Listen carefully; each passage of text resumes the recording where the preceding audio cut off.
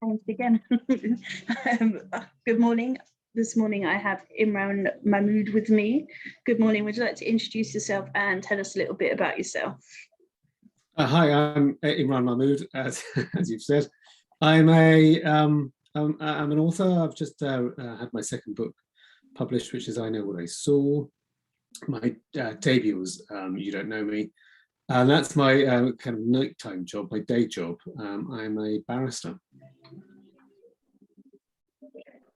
Have you always wanted to be a writer?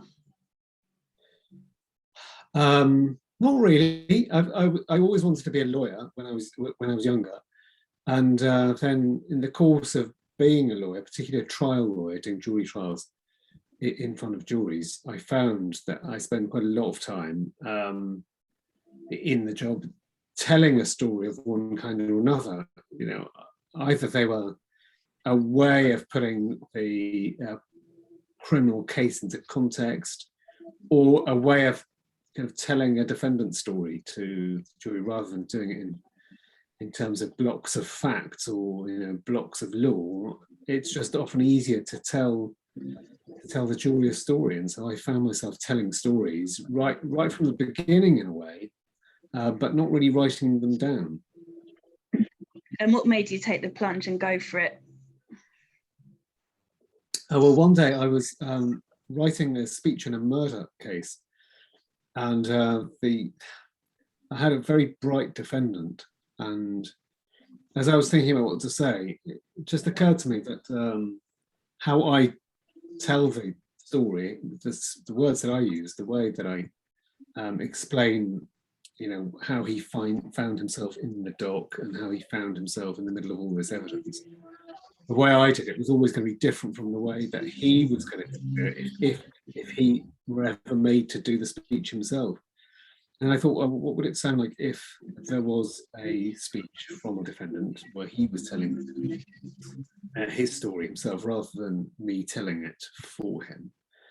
And then, so while I was waiting in that case, I decided I was kind of flirting with the idea of what he would say, and I started writing it. And before I knew it, that first novel, You Don't Know Me, was kind of writing itself.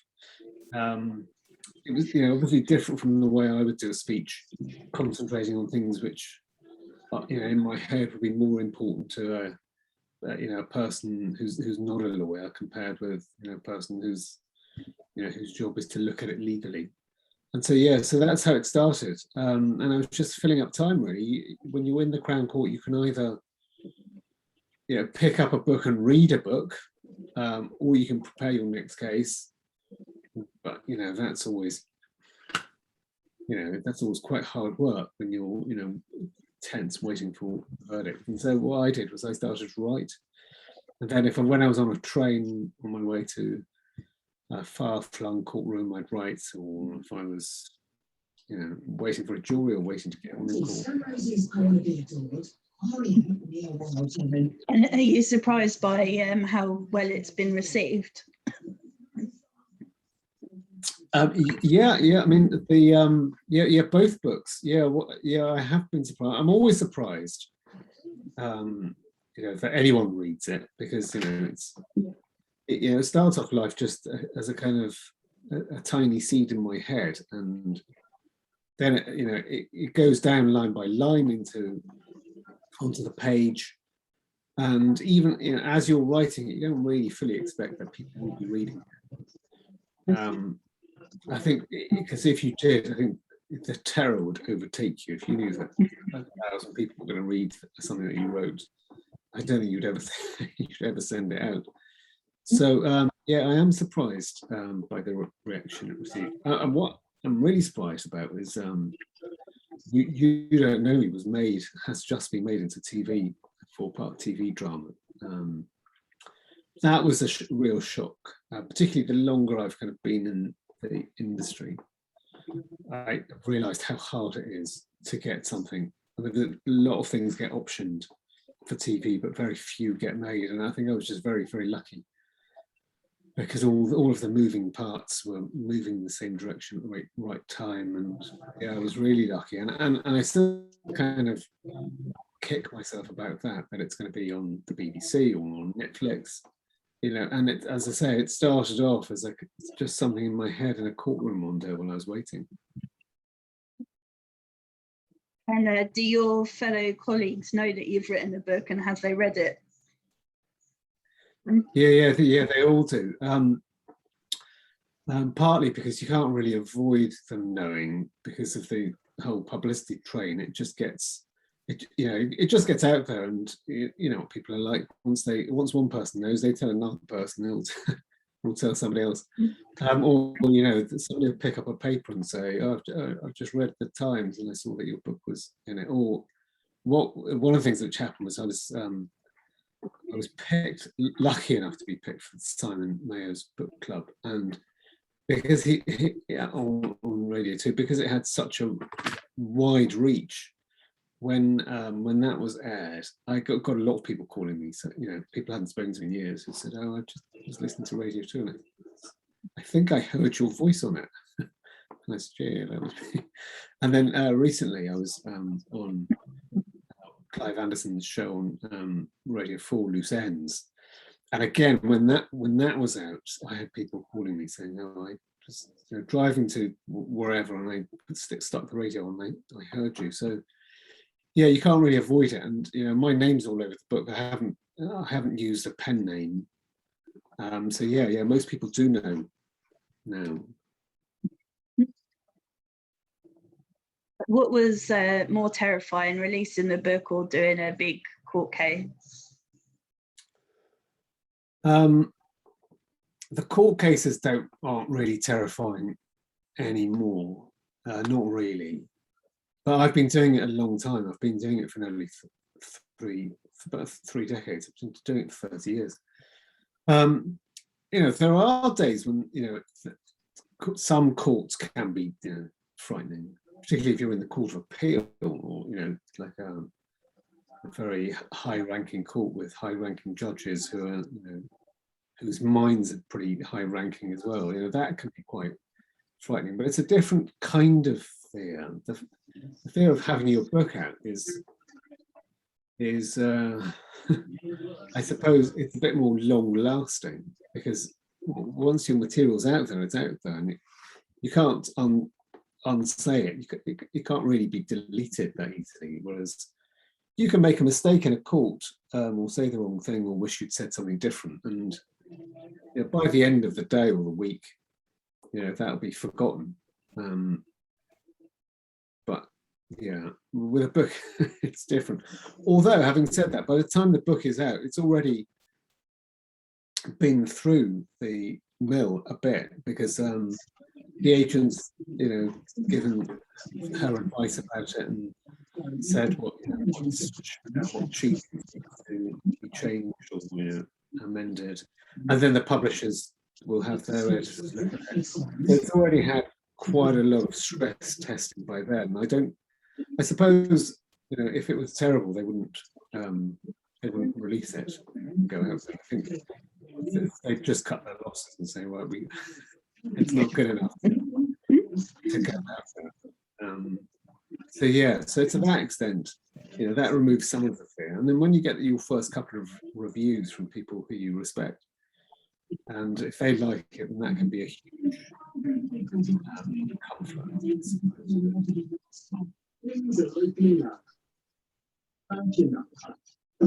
And did you find it more difficult than you expected, especially with all the editing? Yeah, it's very difficult. I mean, I was just so naive when I kind of entered the whole book thing.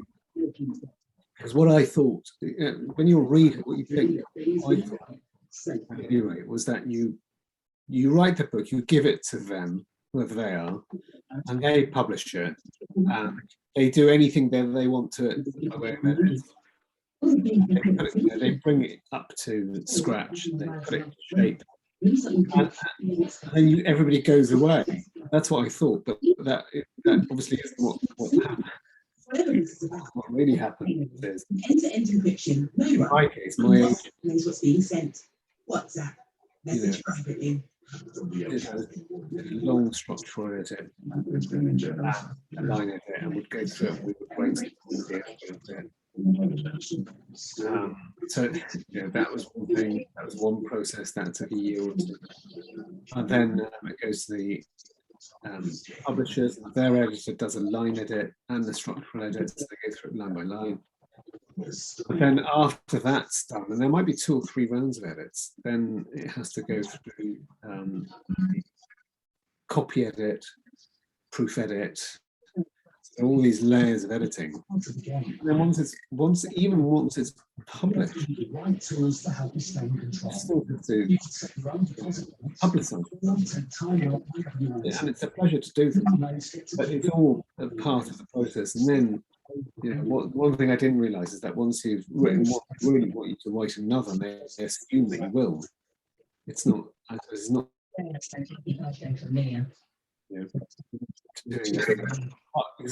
why I thought, again, in my naivety, that I sold one book and that would be the end of it. If I wanted to sell another one, I'd have to start kind of from scratch. And I probably wouldn't have thought about doing it had the expectation not already been there that there would be another one. Just expect endless number of. And then once you get your head into that,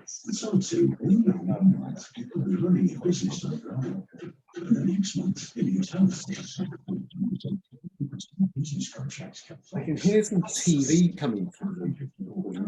I don't know if that's on your phone or mine. Yeah, maybe. 1 second. Is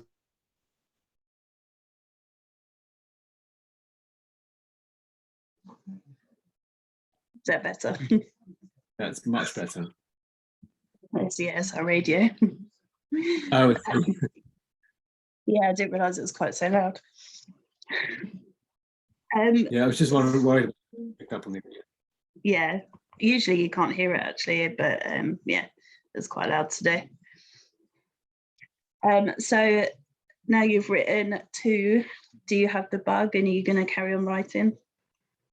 Yeah, well, I've just handed in the 3rd one, the first draft of the 3rd one. So we're just going to be working on the edits to that. That's probably going to take a few months. And I've started writing the one after that because, again, this is, a lot of this is luck. And, I'm always thrilled about having good luck. It doesn't always, it's not always good luck. But after I know what I saw, my publishers, Raven Bloomsbury, then offered me a 2-book deal. So offered me another 2 books, and so those are the ones I've just written the first of those 2, and just started the second of those 2. Would you consider writing any other genres, or do you like writing what you know? Yeah, I mean, I have to say, again, genre wasn't really a thing that I was, as a reader, that I was fully conscious of. I never went into a bookshop and thought, what kind of genre of literature am I going to buy? I usually just, flicked through, went had a browse on the table, see what was there, see what looked good, and I would buy whatever seemed good. One day I would buy the #1 ladies detective agency, the next day I'd buy the new Donna Tartt, or the next day it'd be a book about it might be a kind of gothic literature, literary horror. It could be anything. So I wasn't really as aware of genre until I wrote You Don't Know Me, because what happened with that was that they publishers, when it went out, first of all, the publishers were all saying, we don't really know what to do with it, we don't know where to put it. And I didn't really understand what they meant by that, but what they meant was, it's not really crime fiction, and it's not really literary fiction, and it's not really true crime fiction. We don't know where to put it. And what they mean by that is, we don't know how to sell it to the distributors so that they know how to sell it to the readers, because they like to sell things so that there are quite clear lines, so they can say, oh, here are all our crime thrillers and here are all our literary, so that they know where to put it on the shelf. And it just hadn't occurred to me that that was a thing. And I still don't really think of the books in terms of being, you know, in the crime genre. I think it just about is, because there is a crime in it. But you know, it could be anything. Yeah, so yeah, you know, I'd be more than happy to kind of flip between genres if that was, you know, if the next book idea was, you know, didn't fit the crime genre, that wouldn't really stop me from doing it, I think. And do you have any sort of preferences or any wishes to write any particular books? No, just it's usually the stories. So whatever the story is that's in my head that I want to get down, that's really what I'm after. You know, I want to tell the story in the best way I can, and if the right format for that is a crime book, then I'll do it in a crime book. Or you know, if the right way of telling it is through, you know, literary fiction, then I'll explore that way of telling the story. But I, you know, I think the story's for me the most important thing. You know, what is the thing that you're trying to get across, and you know, what's the best format for it? Yeah, it's only these publishers that want to put it in a category, isn't it? They do like their genres. I've learned this. And that's, as I say, and that's as much to do with the, you know, the booksellers as anything else, because they, you know, ultimately they've got to put it on a shelf, and they've got to put it on the right shelf so that the person who comes in who wants that kind of book knows where to look for it. So yeah, I you know, I understand that there's a commercial reality here, and you know, that these are, you know, this is just part of life. So we just, you know, we just got to get on with it in a way. Have you made lots of author friends? Yeah, loads, and you know, the community is really good, I think. On the whole, you know, friendly and supportive, and you know, maybe because most of the writers I know are crime writers, they maybe they get all of the dark stuff out on the page, and they save their fluffy bits for socializing. But they've all, you know, on the whole, you know, they're charming and clever, and you know, great fun to be around. And do you get a lot of feedback from readers? We get reviews, and it's always not. It's always lovely to get reviews, and you know, ultimately you, and in fact, Twitter's quite a good medium for getting feedback. And again, on the whole, people who give you feedback, especially on Twitter, will only do it if it's positive. So that's really nice. It's quite nice to be in that space where you're getting positive feedback from people that you don't know who've read your book. Again, it's always a surprise to know that somebody's read your book, and you know, even more of a surprise for me still when they like it, or you know, claim to like it, which is good enough. I'll take that. Take it, but like it, that's enough. Because I had a lady called Leslie Lloyd that was like, you have to get this guy, you have to interview him, I love his books and you really need to talk to him. So even yeah, that's really kind of, as I say, I'm always touched to hear things like that. Just so you know, I'm not in a way, I'm not a career writer like, you know, like Lee Child, who's been writing for 30 years and has, you know, from what I can tell, 100 books. I feel like a complete novice in a way. And so yeah, it's always a delight to hear. Yeah, she wanted me specifically to tell you that she loved the gunshot, fast pace, And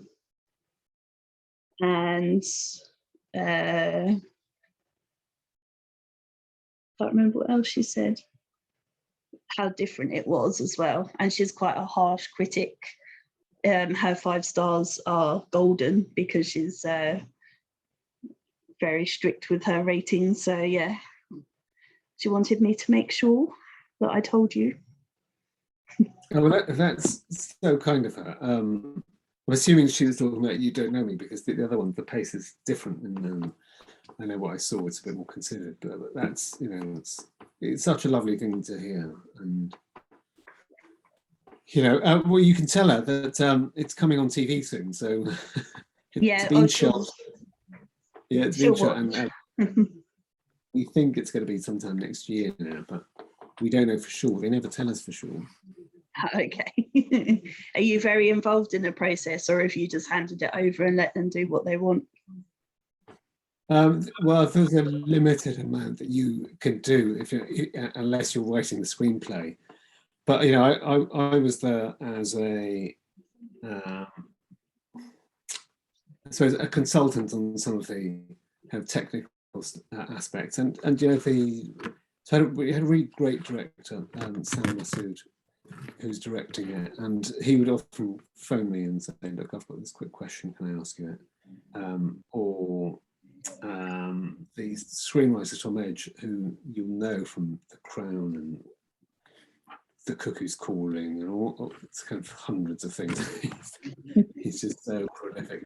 But even he would call or send me a message and say, "Look, do you think this scene works because it had a legal element in it?" And so I would help with that. And they took me along to the set to have a look at it and to see it being filmed, and that was amazing, really. Surreal, but yeah. So I've had some involvement, but probably as much as that's probably as much as I could expect. And so, you know, I was very happy with that. Yeah, I bet. And what's been your high point so far, your favourite moment as being a writer, if you can pick one out? I think being in, well, I see. There are a couple. So doing the big radio stuff like Clive Anderson's or Simon Mayer, or that kind of stuff for Williams and Radio 5 Live when he was there, and I was on his show recently. He's moved to a different station, but those things are really nice to do. Or things like being invited onto onto set. Something I would never see in my ordinary life. I wouldn't be able to go to these huge studios and watch 200 people putting together a drama, and you go there and you meet costume and set designers and the directors and lighting crew, all of that. You meet all the actors, and it's extraordinary. But every part of it's been great. There's so many high points. I listened to Adam Deacon recording the audio for You Don't Know Me, and even that, just to go along and sit there and watch him, listen to him recording the audio from a small booth and just watching process. It's extraordinary. And what's your biggest dream? You've achieved some of what a lot of authors want. So what's your biggest goal? Oh, I think just to be read. I mean, I've always thought that having or being there's an inevitable and certain amount of, I think, vanity involved in writing, because what you're really saying is, I've written this thing and I want everyone to read it, which is a bit like saying, I'm saying this thing and I want everyone to listen. And you can't escape that. The fact that there is a kind of vanity in that. Or just showing off. But there's if I could put it in those terms, of having a dream, I would say, yeah, just for people to keep reading and wanting to read the next book. That's the main thing, because they're you know they're hard work. They take hours. It doesn't feel like it sometimes when when you see the finished article, but when you're writing it, I mean, writing 100,000 words it's a long old slog, and most people. I've met a lot of people who've said, "Oh, I'd quite like to write a book," or "I've started to write a book," or friends and family have said, "Oh, you have a read of this," and I would read it, and it's all quite often it's great. But I've always said it's not the starting book which is the hard thing, and it's not even doing the first 10,000 or first 20. The first 20,000 words will fly off the page. It's the rest of it. It's getting the whole of the thing done, which is hard, and then some of that is a slog, and it takes it out of you. And if you want to try and do 500 words a day, and you're doing 100,000 words, you've got to think about, that's 2,000 days of work. Oh, yeah. Once you've edited it and reread it and gone over the same page again, it's a lot. It's a lot of time. I've done the maths wrong, but it's a it's a lot of days.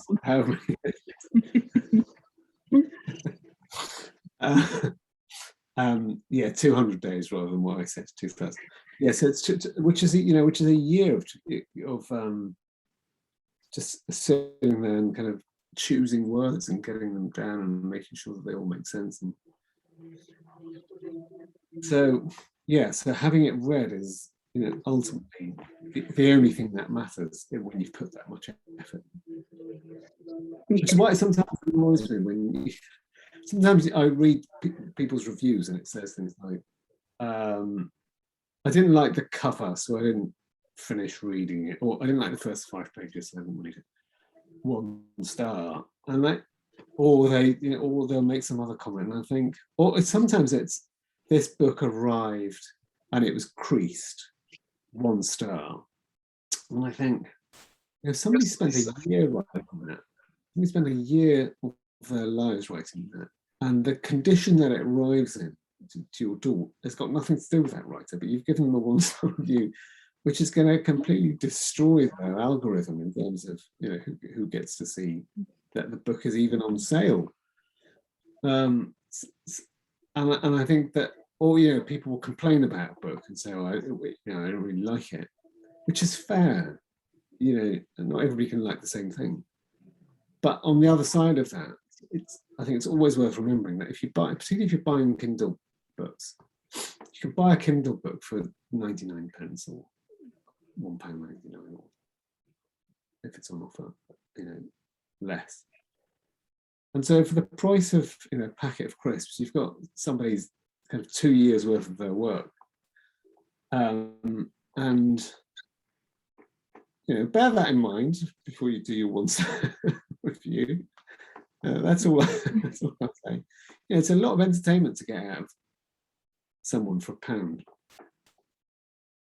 Yeah, absolutely, 100% agree with that.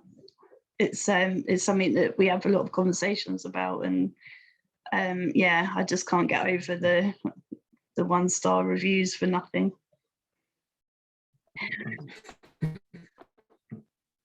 If you're able to spend a day with any author, dead or alive, who would you like to spend a day with?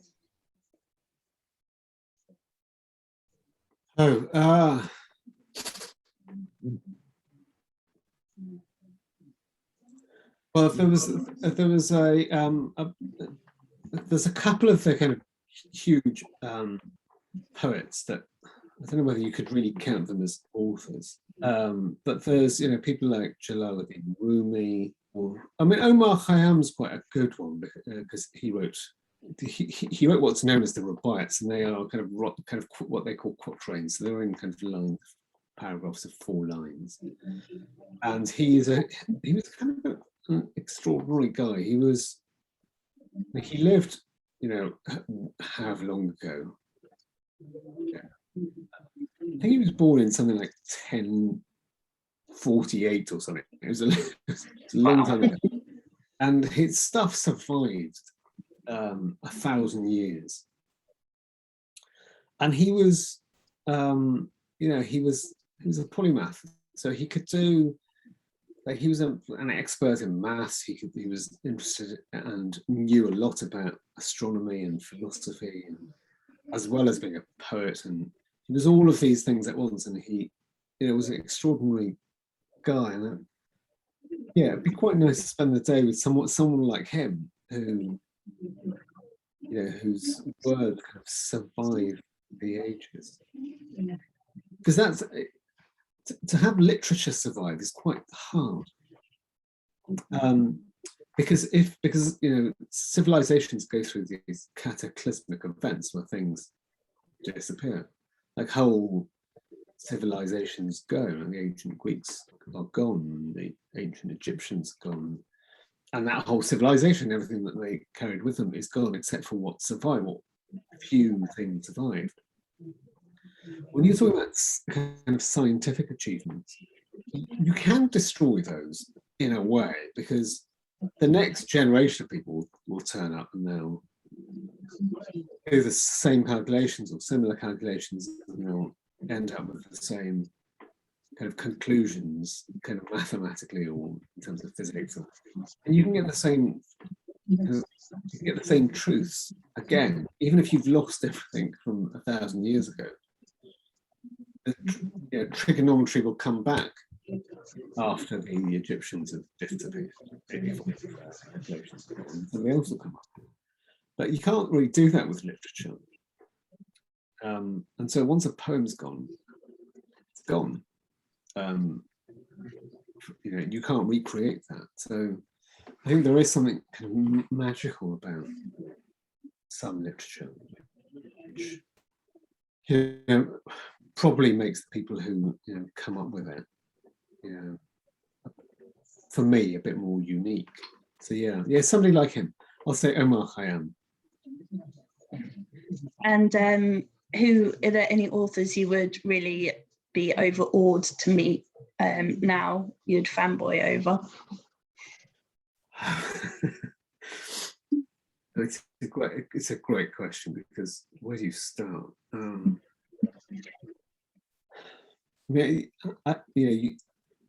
I'd start with J.K. Rowling and say, and you could end with J.K. Rowling. She was, in a way, extraordinary, because not just her reach, she's reached everyone, but it's different from the kind of reach of someone like, let's say, Dan Brown, who also reached everyone. And I think the difference is that Jo Rowling's managed to speak to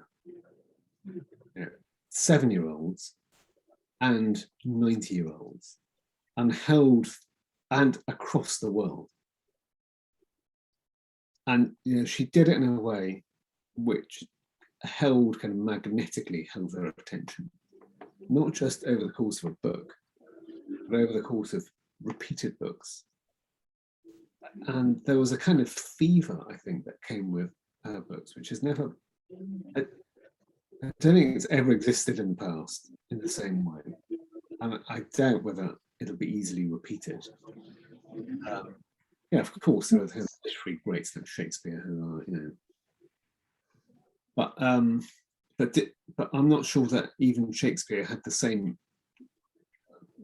for lots of different reasons. I mean, Shakespeare still reaches out and reaches people in a different way, and across the centuries, which definitely does say something. But I don't know. There's something about what J.K. Rowling can do. I think is, I think is extraordinary. I've not met many people who didn't like the Harry Potter. I've met a couple of people who it seems are determined not to like it and won't read it. but that's not good enough. But I think it's extraordinary.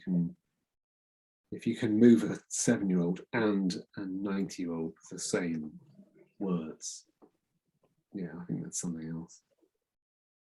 Yeah, I was one of those people that queued at midnight to get, I think, the last book, and I was in my early 20s at the time, and I didn't care. I was going to get it, and I wanted to read it. So, yeah, that is something. I've never done that before or since. So, yeah, she did something amazing.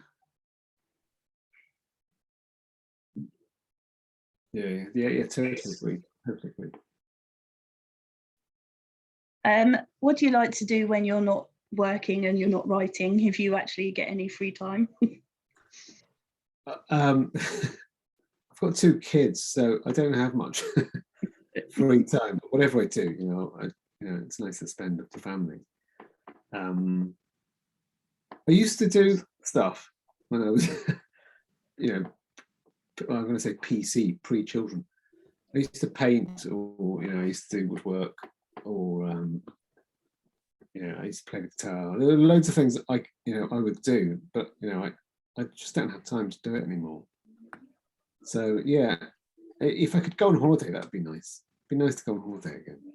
It's been a while. Anywhere in particular? Oh, somewhere hot. Anywhere hot. Oman. I really like going to Oman. The weather's very dependable. The food's great. Well, we're supposed to be getting a heat wave in the UK in the next couple of weeks, so who needs holidays abroad? Yeah, just make sure I fill my swimming pool and pay the staff to bring me small plates of food all day. Isn't that what children are for? Especially they're on school holidays. Yeah, mine are too small for that, sadly, and one of them's 1. So Oh, yeah, not quite yet then. yeah, quite train that one up yet. Well, you could start early. It's fine. Try. If you're able to travel to any period in history, either forward or back, where would you like to go to? I think I'd go forward, maybe 100 years, just to see where we are. I've got faith that we're still around in 100 years, but no, the human civilization really hasn't been around long at all. We like to think we've always been here, but dinosaurs were around for millions of years, and we haven't been around for millions of years. We've been around for a blip. In fact, I think mosquitoes have been around for 200 million years. Yes, that's where we are on the scale of existence. But yeah, I have some hope that we survive at least another 100. See what we did. I'd go next. Apple iPhone 57 or whatever it would be by then. Just to see. I'm a fan of technology. Probably wouldn't be a physical thing, would it? It would be wearing things on our arms and using our mind to control devices and call people and God knows. Yeah, I'm sure you're right. Or we might be part robot by then, so might not even need a device. Probably do it through a robotic arm. Sounds like fun. Yeah. If you were stranded on a desert island, what 3 things would you want with you? Can I have people? Yeah, you can have what you want. I'm not going to literally strand you on an island, so. Yeah, so then I'll have those. I'll have my family. I have my wife and my kids. They're 3 people. That would do. That's it. No laptop or anything to write. You would just completely just chill on an island. I mean, if I have to trade one of them in for a laptop, that's not going to cover me in glory, is it? But if I could have kind of on top of that, if I could have other things, it'd be nice to have. Yeah, it'd be nice to have a phone, because if you've got a phone, you've got every book under the sun, every bit of music under the sun, every bit of film and TV and stores of knowledge. Yeah, you can't be bored if you've got a phone in your hand. How can you possibly be bored? It's got the sum of human knowledge in it. And it's a thing which you can fit in your palm, and every bit of entertainment you could ever want. Yeah, a phone. Yeah, that's cool. Someone once answered that they were going to put a hotel, which I thought was quite a cool answer because that solves so many problems. Yeah, I mean, I'm not sure whether you could count a hotel as one thing unless, it's empty. Because then you've got to have staff and you've got to have caterers and beds and furniture and pools and water. I think that's cheating. You may as well just say, the one thing I'll have with me is New York. New York. And yeah, that'll do. I won't feel that lonely. He just wanted a sofa. That was it. A hotel and a sofa. So sofa's definitely not bad idea. Yeah, I wouldn't fancy sleeping on a floor of an island. Yeah.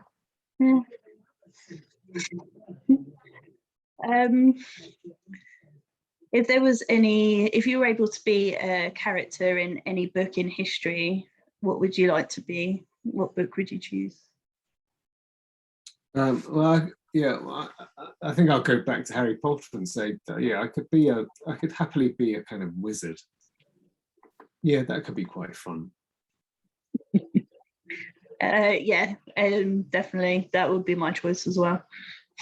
And do you know what house you would be in? Let me see. Gryffindor is a popular choice. Maybe. I don't know. Yeah, I'll go for Gryffindor. It's got a nice sounding name. So you said that you've finished book 3 and you're working on book 4, and then do you know what's coming after that? Hopefully 5. I mean, I don't know. I'm writing some screenplays at the moment, so that's kind of going on as kind of in between everything. Just as long as I'm keeping busy and I'm doing something, and I'm happy. It's nice. Awesome. Do you sleep? I don't know how you have time to do all this stuff. I don't sleep that much, mainly because of the kids. They're determined to wake us up at all hours. At 2 o'clock or 3 o'clock. So sleep isn't a thing that we have in our house. I could take that to the desert island, actually, some sleep. That would be a good thing I would take. Or you could leave your kids behind and then it would just come naturally. Yeah, but then you just worry about them, Oh, yeah, bless them. Well, I don't think I have any more questions for you, unless you think there's anything I haven't asked you that you want to tell us about. No, I think you've asked me more questions than anyone I've had interviewing me so far. So that's brilliant. Good stuff. I like to really put you under the spotlight and make sure I get every bit of information from you. Yeah, no, you've definitely done that. You've definitely done that. Good. I've succeeded in my goal. So before we go, would you just like to remind everyone where they can find out more about you and where they can buy your books? So I've got a presence on Twitter only because I was made to, and so I had to try and learn how to use it. So Twitter's the best place to find me. I'm always lurking around that. And then I Know What I Saw is out in hardback in wherever you buy your books. Waterstones has them, or your local indie. Indies are great. Goldsborough Books, also another great bookshop. Online, of course. And You Don't Know Me coming to our screens shortly. BBC One, I think, and Netflix. Awesome. I look forward to that. And thank you very much. Thank you. Thank you very much.